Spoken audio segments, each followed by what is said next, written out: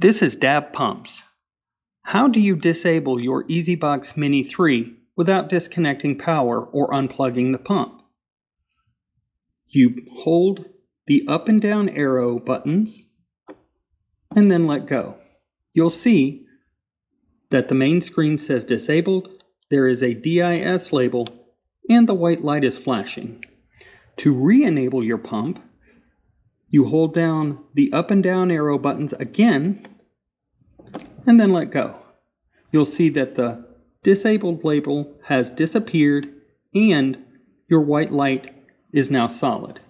If your pump is not pumping, first check to see if the white light is flashing.